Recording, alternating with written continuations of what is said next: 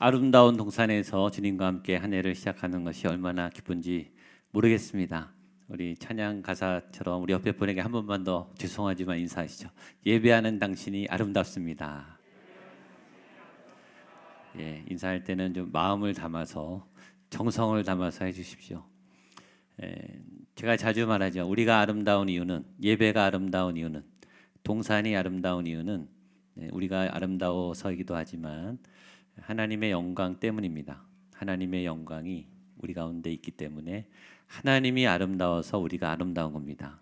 이 예배가 복된 이유는 이곳에 하나님의 영광이 있기 때문이에요. 하나님의 생기가, 하나님의 계획이, 하나님의 뜻이 이곳에 있기 때문에 교회가 아름다운 겁니다. 그게 우리가 이곳에 온 이유예요. 그 영광을 보기 위해서, 그 은혜를 담기 위해서. 하나님을 만나면 하나님을 닮게 돼요. 하나님을 따라하게 되고 하나님의 성품과 능력과 인격과 지혜가 흡수되게 됩니다. 오늘 그런 놀라운 시작이 오늘 예배 가운데 나타날 줄로 믿습니다. 2017년 한 해가 시작됐습니다. 저는 매해 이런 시간이 되면 1년을 선물 받은 1년이라고 하는 엄청난 시간, 엄청난 이런 기회를 선물 받은 감사가 있어요. 지난 한 해 수많은 어려움 속에서도 하나님이 지켜주셨습니다. 다시 기대할 수 있는, 다시 시작할 수 있는, 다시 새 마음을 품어줄 수 있는 그런 1년이라고 하는 선물을 여러분 모두가 받으셨습니다. 오늘의 말씀의 주제는 예수님의 권세와 능력입니다. 예수님이 이 권세와 능력을 제자들에게 나누어 주셨습니다. 제가 일부러 이 본문을 정한 게 아니라 저희가 지금 누가복음 1장부터 본문을 따라가고 있는데 오늘 이렇게 결정이 된 거예요. 지난주 본문에 이어서 오늘 9장을 보게 된 거죠. 이건 메시지입니다. 왜 2017년 첫 해 첫 주 말씀이 예수님이 제자들에게 예수님의 지혜와 능력을 부어주신 말씀일까? 저는 금년 한 해 이 오늘 메시지와 같은 일들이 여러분의 삶에 부어질 줄로 믿습니다. 예수님이 준비하고 계시고 세상이 놀라는, 세상이 당황하는, 세상이 전혀 찾을 수 없는 하나님만이 주시는 신비한 능력과 예수 그리스도의 권세가, 지혜와 그 하나님의 힘의 능력이 여러분 안에 나타날 줄로 믿습니다. 우리 1절 말씀 같이 보겠습니다. 시작. 예수께서 12 제자를 불러 모으사 하며 병을 고치는 능력과 권위를 주시고, 이럴 때는 아멘, 나에게 주셨다 이렇게 받으시면 돼요. 말씀을 들으면 그냥 이건 내 거다 이렇게 찾으시면 돼요. 가지는 게 임자입니다. 믿음은, 신앙은 차지하는 게 임자예요. 침노하는 자가 갖는 거예요. 제자들에게 주셨다, 제자들은 좋겠다, 그러면 땡이에요. 제자들에게 주셨으니까 나에게도 주시겠구나, 나에게도 하나님이 일하시겠구나. 그게 말씀을 받는 사람들의 태도죠. 예수님이 제자들을 삼는, 제자를 양육시켰던 몇 가지 특징이 있습니다. 첫 번째는 제자들이 찾아왔다기보다는 예수님이 찾아가서 선택하셨어요. 보통 학생이 선생님을 찾아가요. 우리가 학교를 지원하죠. 대학을 지원하는 이유는 그 과의, 그 교수님, 그 과의 특성, 거기서 내가 뭘 배우고 싶어서 우리가 지원하는 거죠. 학원에 가서 등록하는 이유는 그 학원 선생님으로부터 내가 뭘 배우고 싶어서 우리가 찾아가는 거예요. 학생이 찾아가고 학부모님이 찾아가서 선생님을 만나고 선생님으로부터 도움을 받아요. 예수님은 직접 학생을 골랐어요. 직접 제자를 찾아다녔어요. 제자를 뽑는데 신중하셨어요. 예수님이 찍어서 찾아가서 프로포즈를 하고 너 무졌구나 이게 아니라 제안을 하시고 인격적으로 나랑 같이 갈래? 이 일을 해볼래? 내가 너를 초대하는데 내가 너를 변화시킬 수 있는데 나랑 같이 이 일을 해보지 않겠니? 아주 인격적으로 선택의 결정권은 우리한테 있습니다. 안 갈 수도 있어요. 안 해도 됩니다. 구원도 마찬가지예요. 교회 안 와도 되죠. 예수님이 안 오면 막 협박을 하고 우리를 강제적으로 오게 하지 않고 일로 오면 이런 길이 있는데 네가 오지 않겠는가? 여기 구원이 있는데 너가 선택하지 않겠니? 라고 우리에게 제안을 하시고 우리는 거절할 수 없는 좋은 조건이기 때문에 그것을 수용하고 받아들이는 거죠. 제자도 선생님을 잘 만나야 됩니다. 선생님도 제자를 잘 만나야 돼요. 선생님이 갖고 있는 이 좋은 자원, 능력, 이 기술, 이 지혜와 이것을 더 발휘할 수 있는, 마음껏 뿜어낼 수 있는, 그래서 영향력을 끼칠 수 있는, 키운 보람이 있는, 내가 정성을 쏟아서 양육한 보람이 있는 그런 좋은 제자를 원하죠. 어떤 선생님이든 마찬가지죠. 내가 그렇게 가르쳤는데, 내가 그렇게 힘써 쏟았는데 아무것도 남지 않는, 그 아까운 자원들을 다 낭비하는 그런 제자는 누구도 원치 않습니다. 좋은 만남, 우리는 좋은 만남이 필요해요. 새 좋은 만남이 필요해요. 좋은 선생님, 좋은 학생, 좋은 애인, 좋은 연인, 좋은 부부, 좋은 자녀, 좋은 부모님, 좋은 동역자, 좋은 사역의 어떤 만남. 이런 좋은 만남은요, 가만히 있다고 오는 게 아니에요. 소극적으로 하시면 안 됩니다. 좋은 만남은 찾아가시는 거예요. 프로포즈를 하셔야 돼요. 예수님도 그랬습니다. 골랐어요. 내가 이걸 하고 싶다. 내가 너랑 하고 싶다. 내가 너와 함께 이 일을 하고 싶다. 거절당하면 할 수 없죠. 그러면 또 다른 사람 찾아가는 거예요. 좋은 것은요, 찾으셔야 돼요. 팔짱 끼고 앉아서 언제 나에게 기회가 오나, 기회가 오지 않아요. 기회를 찾아서, 사람을 찾아서, 하나님이 원하시는 자리를 찾아서 예수님처럼 나가셔야 됩니다. 두 번째, 예수님은 12명으로 제안하셨습니다. 다 가르치면 좋죠. 예수님은 물론 다 가르칠 수 있죠. 그러나 12명으로 제안하셨어요. 제자도에는 한계가 있습니다. 왜 12명으로 제안하셨는가? 이건 사람에게 맞추신 거예요. 한 사람은 12명 이상 양육이 불가능해요. 12명도 많아요. 12명이란 교회의 맥시멈 사이즈입니다. 교회는 제일 크면 12명 이상은 안 돼요. 그래서 소그룹이 중요한 거예요. 금년에 제가 교구와 구역을 나눴습니다. 구역이 가장 큰 교회인 거예요. 그 안에 교회 공동체가 완벽하게 돌아가야 되는 거예요. 예수님이 기준에, 예수님은 12명을 교회로 세운 거예요. 그 12명들이 모인 교회들이 이제 큰 교회들이 되는 거죠. 한 사람은 12명 이상을 양육할 능력이 안 돼요. 예수님도 그 12명 중에 한 명을 실패했잖아요. 제가 저희 교회 1000명이 넘는 분들을 어떻게 다 양육합니까? 저는 못해요. 그러니까 조직을 만든 거죠. 반을 만들고 교구를 만들고 3040팀을 만들고 청년부 순을 만들고 그 안에서 하나님의 리더들이 제자를 삼는 양육의 시스템을 가지게 한 겁니다. 세 번째, 제자들 뽑으신 목적은 일 시키는 데 있는 게 아니라 함께 하는 데 목적이.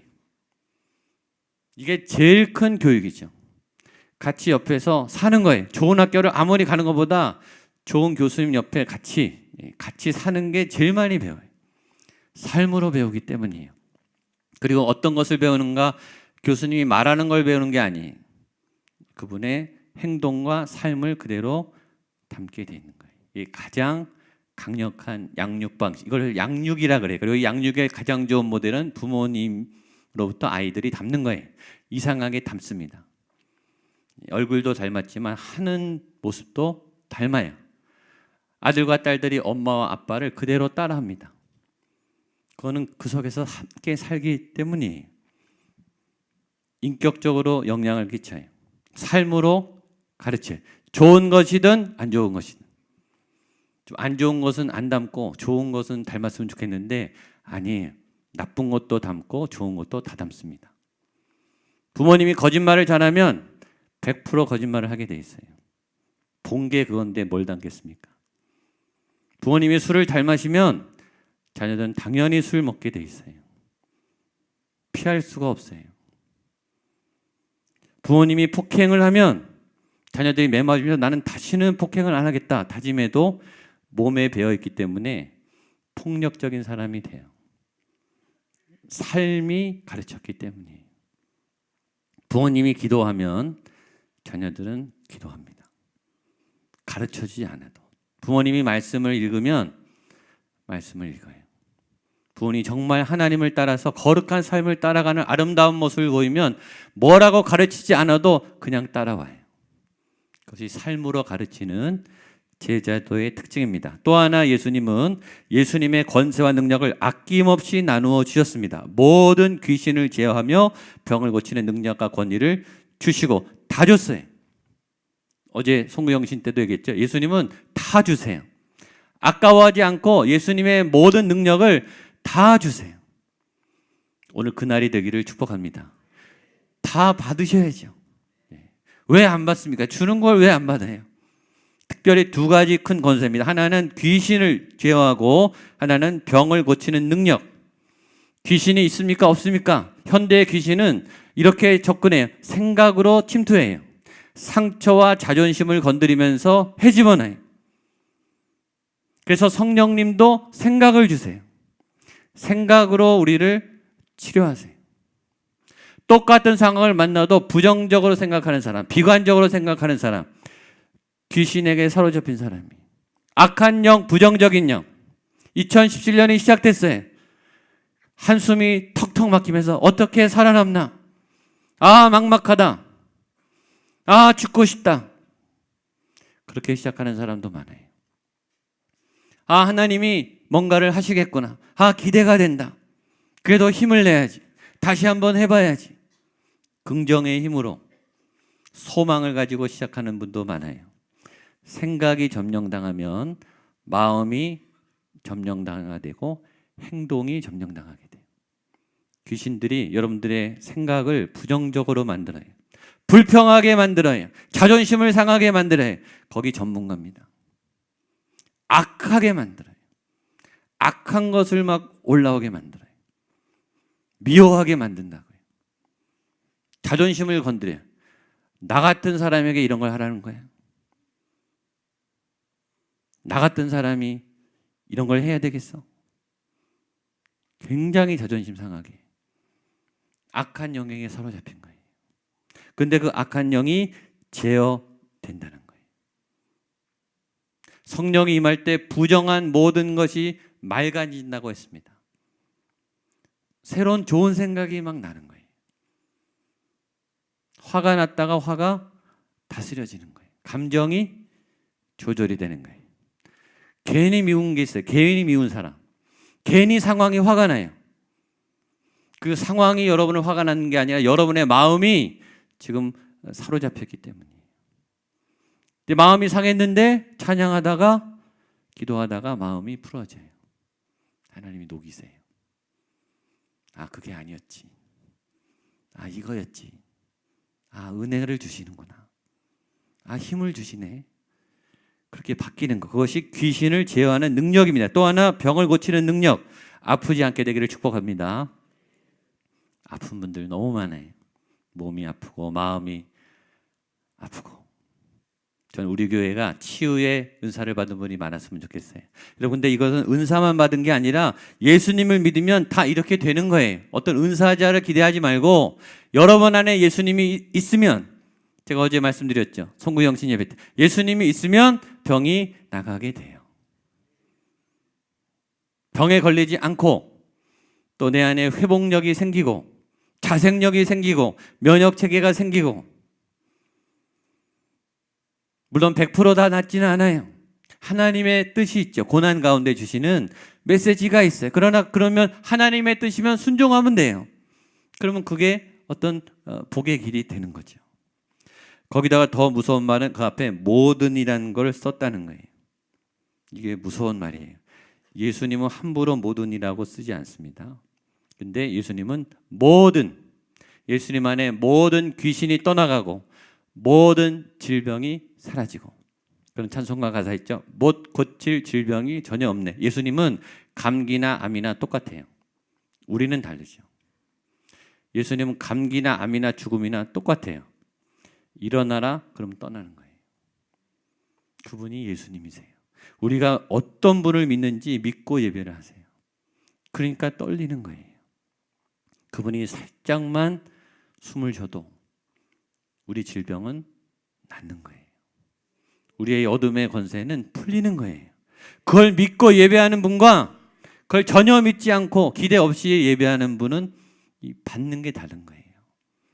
2017년 한 해가 예수님의 놀라운 권세와 능력이 나타날 줄로 믿습니다. 그리고 파송하셨습니다. 2절입니다. 시작. 하나님의 나라를 전파하며 앓는 자를 고치게 하려고 내보내시며. 중요한 메시지가 있어요. 제자들이 준비가 돼서 내보냈을까요? 어느 정도 준비했겠죠. 완벽할까요? 미숙하죠. 제자들은요, 예수님이 부활하고 십자가 부활 승천하는 그날까지 정신을 못 차렸어요. 예수님이 성령을 사모해라 승천하면서 너희가 성령님이 곧 오시니까 기다려라. 제자들은 언제 우리나라가 정치적으로 회복됩니까? 쓸데없는 질문하고 그랬어요. 아직도 정신을 못 차렸어요. 아직도 준비가 안 됐어요. 막 화가 날 만큼 그렇게 가르쳤는데 핵심을 지금 놓치고 있어요. 그런 준비 안 된 제자들이 초기이니까 얼마나 준비가 안 됐겠어요. 근데 예수님은 내어 보내셨어요. 오늘 청지기를 임명했어요. 지금 한 달 반 동안 왜 이렇게 오래 걸렸는가? 사역을 맡기는데 다 거절하시는 거예요. 나는 준비가 안 됐습니다. 나는 능력이 안 됩니다. 그걸 왜 본인이 판단합니까? 교회가 위임하면 아멘 하시면 되는 거예요. 책임은 교회가 집니다. 준비는 다 안 됐죠. 준비된 분은 누가 있습니까? 자격은 아무도 없어요. 그냥 하면 되는 거예요. 하는 만큼. 왜냐? 준비가 안 됐지만 현장이 또 가르쳐주거든요. 신앙은 이론이 아니에요. 사역하면서 현장에서 메시지를 주시고 현장에서 우리 안에 이 영적 능력이 생기는 거예요. 한 번에 귀신이 나가겠어요? 제자들이? 한 번에 병이 낫겠습니까? 아니에요. 무수한 시도와 믿음의 연단을 통해서 해보고 또 해보고 또 해보고 그러면서 제자가 되는 겁니다. 또 하나 주님의 당부가 있습니다. 3절입니다. 시작. 이르시되 여행을 위하여 아무것도 가지지 말라. 지팡이나 배낭이나 양식이나 돈이나 두버릇을 가지지. 여기 있죠. 아무것도 가지지 말라. 따라하세요. 아무것도 가지지 말라. 따라하십시오. 아무것도 가지지 말라. 밑줄 그으세요. 어려운 주문을 하셨습니다. 준비 안 하는 게 준비라는 거예요. 그렇죠?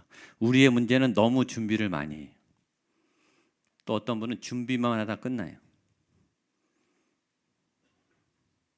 수능 준비를 너무 많이 해서 아는 게 너무 많아서 정작 문제를 못 풀어요. 언제 뭘 쓸지를 준비를 안 했어요. 때로는 준비를 안 하는 거죠. 물론 준비했습니다. 준비했어요. 그러나 현장에 가서는 그 준비한 것을 의지하는 게 아니에요. 보십시오.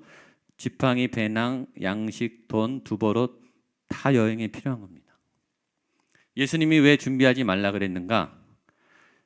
그것보다 더 중요한 걸 준비하라는 것이죠. 하나님을 준비하라는 거예요. 지금 하나님 나라에 살아가기 때문에 너가 제일 중요한 하나님을 놓치지 말고 하나님보다 덜 필요한 거는 일단 제껴놔라. 이거예요. 하나님께 집중해야지. 근데 우리는 다른 건 다 준비해놔요. 하나님만 빠져 있어요. 여러분의 예배, 지금 드리는 예배, 헌금도 하시고 자리에 앉아 계시고 찬송도 다 불러요. 그러나 하나님을 안 만나고 가는 분이 있어요. 정말 안타까워요. 알맹이 없는 거예요.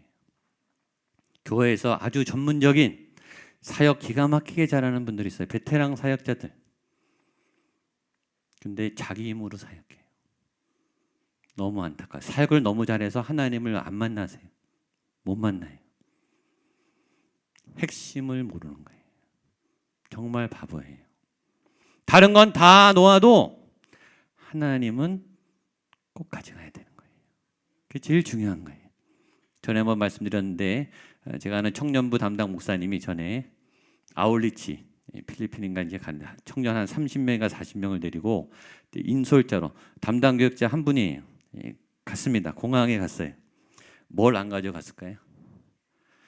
여권을 안 가져갔어요. 비행기 시간 다 됐는데. 그래서 목사님은 못 가고 청년들만 먼저 떠났어요. 이 목사님 당황해서 집에 가서 2시간 다시 와서 여권 챙기고 다시 공항에 갔어요. 갔는데 만료된 옛날 여권을 또 들고 간 거예요. 너무 당황해가지고 막 허겁지겁 찾다가 여권이다 그러고 빨리 이제 가려고, 오늘 다음 비행기로 빨리 가려고 거기서 딱 갔는데 만료된 여권을 들고 간 거예요. 그래서 이분이 다시 집에 가시고 그 다음 날 비행기를 타고 떠나셨어요.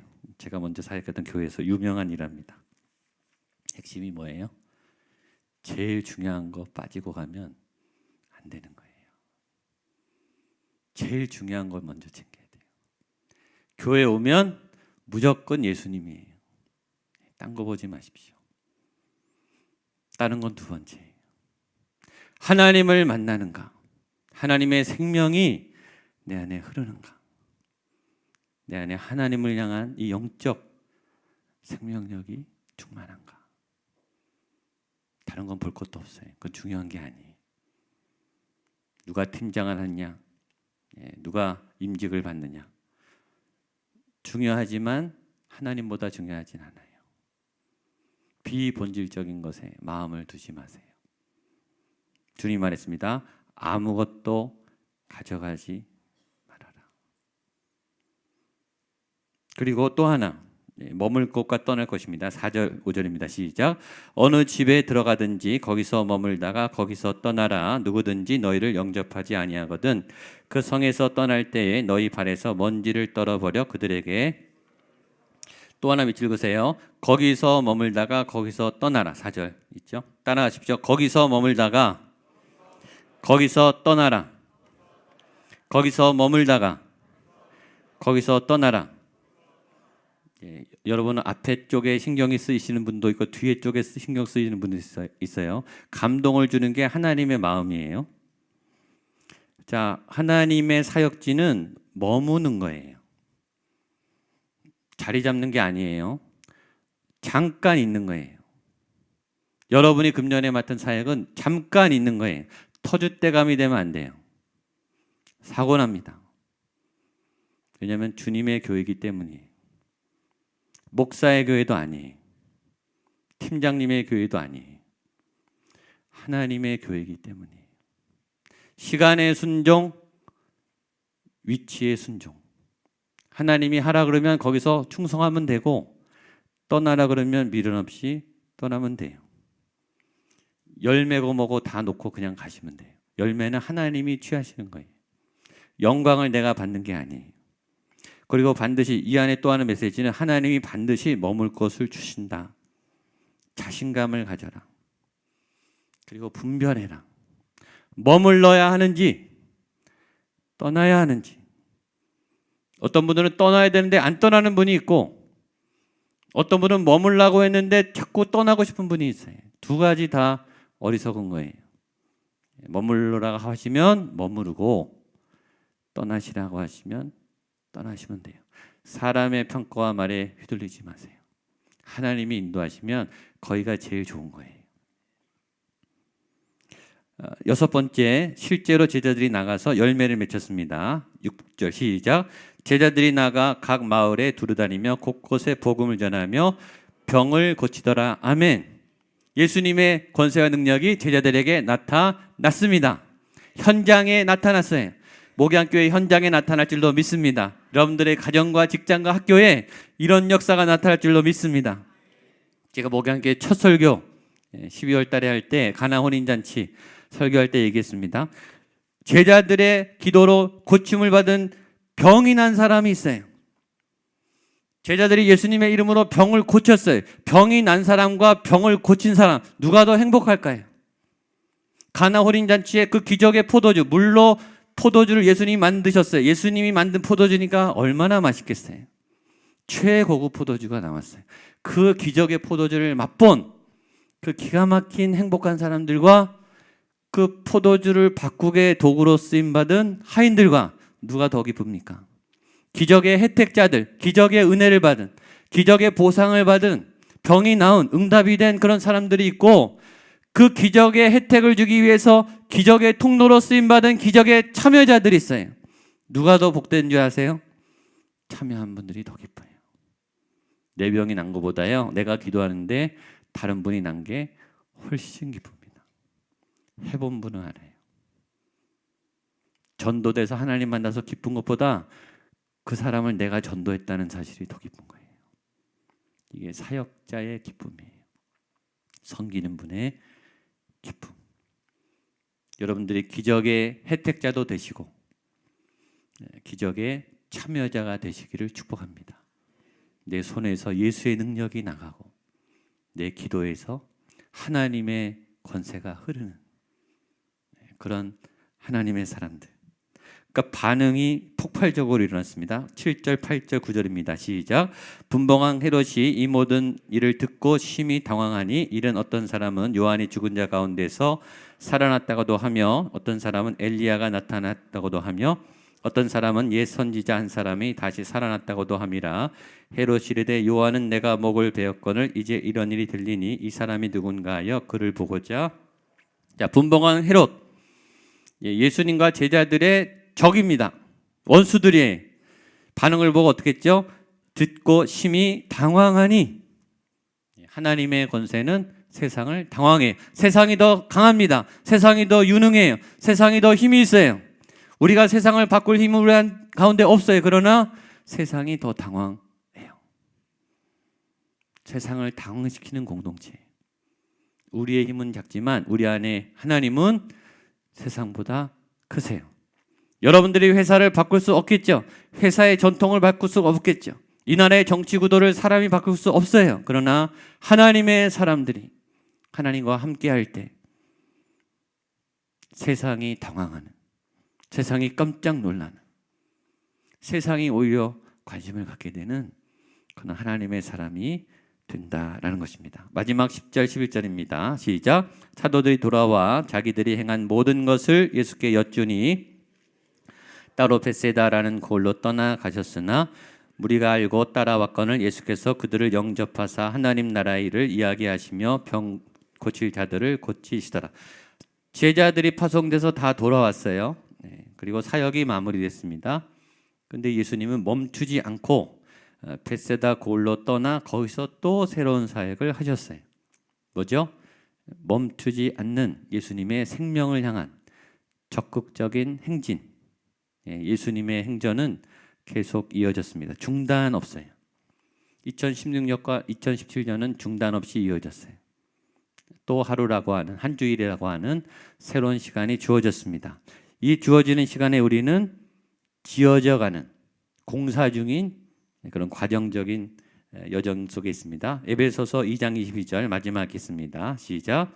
너희도 성령 안에서 하나님이 거하실 처소가 되기 위하여 그리스도 예수 안에서 함께 지어져 가느니라. 주님은 계속 주님의 길을 걸어가셨습니다. 주님이 걸어가시면 저와 여러분들은 따라가야죠. 뭐 어떡하겠어요. 그분이 앉으시면 같이 앉고 그분이 걸어가시면 걸어가야죠. 중간에 낙오되지 말기를 축복합니다.